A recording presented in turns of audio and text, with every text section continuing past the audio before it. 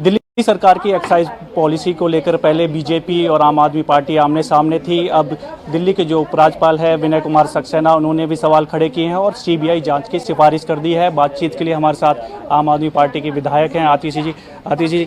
इस पर पहले भी बीजेपी और आम आदमी पार्टी आमने सामने थी, अब एलजी साहब ने भी इस पर सवाल खड़े किए हैं और सीबीआई जाँच की सिफारिश भी। देखिए, इसमें कोई नई बात नहीं है। तकरीबन पिछले 7 साल में 150 केस आम आदमी पार्टी के नेताओं पर, विधायकों पे हो चुके हैं। तो 150 के बाद 151 सही, लेकिन आम आदमी पार्टी के नेता कट्टर ईमानदार हैं। इसलिए जितनी भी जांच, जितनी भी एजेंसियां करनी चाहें कर ले, हमें अपनी ईमानदारी पे भरोसा है। लेकिन केंद्र सरकार आज आम आदमी पार्टी के अलग अलग नेताओं पे, अलग अलग मंत्रियों पे, अलग अलग विधायकों के पीछे क्यों पड़ी हुई है? क्योंकि मोदी जी को अब केजरीवाल से डर लगने लग गया है। उन्हें दिख रहा है कि अरविंद केजरीवाल की लोकप्रियता पूरे देश में बढ़ रही है। उन्हें ये दिख रहा है कि अरविंद केजरीवाल पूरे देश में एक उम्मीद की तरह उभर रहे हैं। अब तो ऐसा लग रहा है कि मोदी जी जब रात को सोने जाते हैं तो उनके सपने में अरविंद केजरीवाल भूत की तरह आ जाता है। तो वह सुबह सुबह उठ के फिर अपने मंत्रियों को कॉल करते हैं कि कहते हैं जी अरविंद केजरीवाल के एक नेता को अरेस्ट करो, आम आदमी पार्टी के दूसरे नेता को अरेस्ट करो, इसको जेल भेजो, उसको जेल भेजो।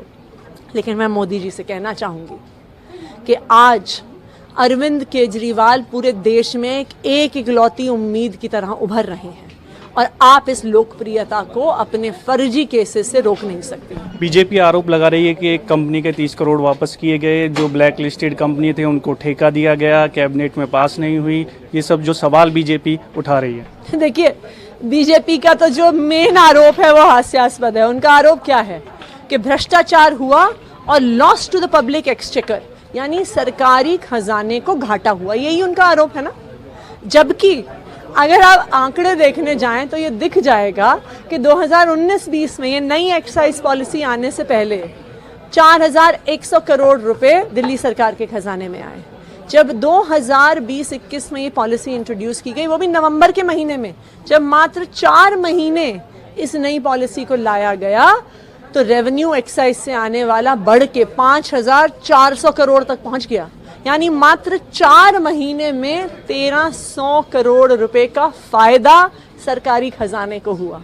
तो इसी से दिख जाता है कि सारे आरोप हास्यास्पद हैं, उनका कोई आधार नहीं है। कर लें जांच, 1 साल चलाएंगे जांच, 2 साल चलाएंगे जांच, लेकिन जब भी जांच होगी तो 1 पैसे का भ्रष्टाचार दिल्ली सरकार की एक्साइज पॉलिसी में नहीं मिलेगा। चीफ सेक्रेटरी के आदेश पर जो रिपोर्ट एक दी गई थी एलजी साहब को, उसके आदेश पर ये जांच की बात कही जा रही है, सीबीआई जांच की सिफारिश जो की गई।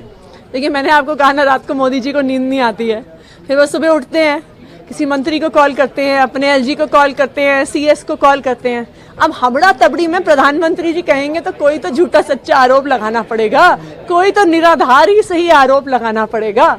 ये सारे आरोप निराधार हैं और समय के साथ आम आदमी पार्टी की ईमानदारी बिल्कुल साबित होगी। बहुत बहुत शुक्रिया हमसे बातचीत करने के लिए। तो ये थी आम आदमी पार्टी की विधायक आतिशी। कैमरामैन मनोज कोहली के साथ देवेश कुमार, टोटल न्यूज़ दिल्ली।